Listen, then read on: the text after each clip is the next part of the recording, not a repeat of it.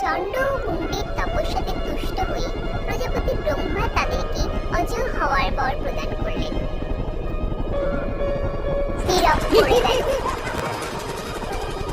দেবী চণ্ডিকা যখন চণ্ড কুণ্ডকে বধ করতে উদ্যত, তখন তার ক্রুদ্ধ ভ্রুকুটি কুটির ললাটে থেকে নির্গত হলেন কালী। তো শোভিত